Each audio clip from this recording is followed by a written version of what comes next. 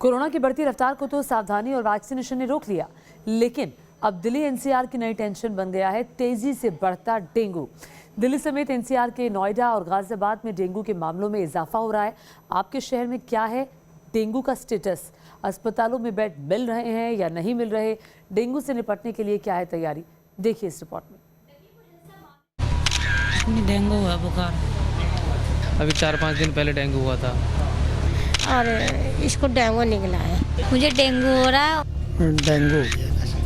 Madam को लेके आया, बुखार आ गया था डेंगू का। डेंगू, इस बीमारी की चर्चा दिल्ली एनसीआर में चारों तरफ है। हर बार की तरह इस बार भी मॉनसून आया और साथ ही बरसा डेंगू का कहर। लाखों का बजट, लंबी चौड़ी तैयारी, जानकारी देते विज्ञापन, सब कुछ है, लेकिन डेंगू को रोकने के लिए काफी नहीं। दिल्ली एनसीआर में कहां कितना फैला है डेंगू, एक एक कर आपको दिखाएंगे और समझाएंगे। दिल्ली, देश की राजधानी दिल्ली में एक बार फिर डेंगू ने अपना डेरा डाला है। दरअसल दिल्ली में अब तक डेंगू के 723 मरीज मिले हैं, लेकिन इनमें से 243 पिछले ही हफ्ते सामने आए, यानी डेंगू के फैलने की रफ्तार बढ़ने लगी। मामले इतने तेजी से बढ़े कि रातों रात सरकार को अस्पतालों के अंदर बेड बढ़ाने पड़े। दिल्ली के स्वामी दयानंद अस्पताल में पहले डेंगू के लिए 40 बेड थे, जिन्हें बढ़ाकर 100 कर दिया गया है। इसी तरह लोकनायक जयप्रकाश अस्पताल में 250 बेड बढ़ाए गए। राजीव गांधी सुपर स्पेशलिटी अस्पताल में डेंगू के मरीजों के लिए 250 बेड बढ़ाए गए।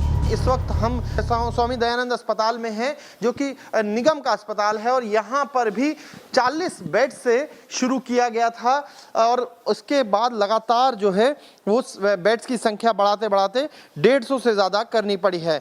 हम आपको दिखाते हैं कि किस तरीके से यहाँ पर अगर आप देखेंगे अभी तो मरीजों का इलाज चल रहा है, और अगर आप व्यवस्था देखें तो व्यवस्था में आपको जान पड़ेगा कि बेड्स आपको कहीं भी खाली नजर नहीं आएंगे।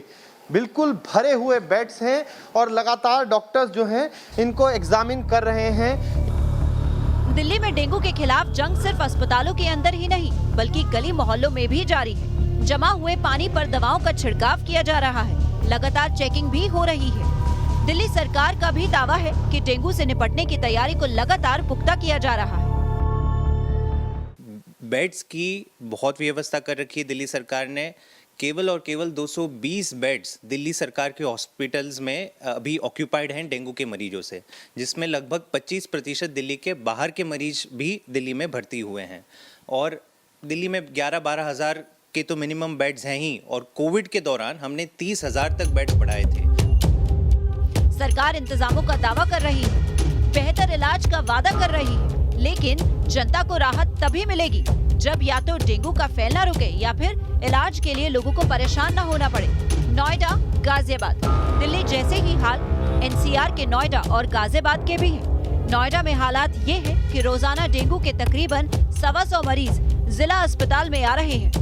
गाजियाबाद में पिछले 7 साल का रिकॉर्ड टूट चुका है। गाजियाबाद में डेंगू के 700 मामले दर्ज किए गए, जिनमें से 323 सिर्फ अक्टूबर के महीने में आए हैं। अभी 4-5 दिन पहले डेंगू हुआ था, तो हम इसे लेकर यहाँ आए तुरंत। तो डॉक्टरों ने देखा, फटाफट से ट्रीटमेंट दिया जल्दी से। फिर एकदम प्लेटलेट 33,000 थी, अब फिर इसके बाद इसकी अब 6,000 बची हैं। अब 6,000 में 5,000 रिकवरी हुई है।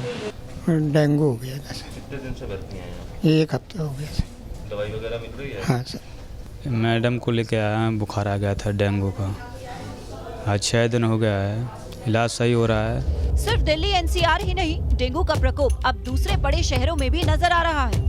आगरा में अचानक डेंगू केस बढ़कर 323 पहुंच गए और हालत ये हो गई कि सरकारी अस्पतालों में वार्ड पूरी तरह भर चुके हैं। कोरोना ने एक सबक सिखाया था कि इलाज से बेहतर बचाव है, और अब डेंगू को देखकर भी लगता है कि सावधानियों का बचाव ही अस्पताल जाने और बेड के इंतजार की दिक्कतों से बचा सकता है। Team news nation.